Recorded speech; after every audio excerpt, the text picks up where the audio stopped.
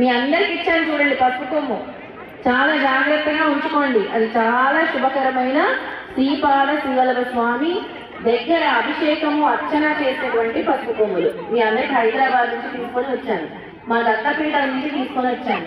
నేను మీకు ఇవ్వగలిగింది ఆ ఒక్క పసుపు కొమ్మే కోట్ల కంట విలువైంది, కోట్ల కంట విలువైంది.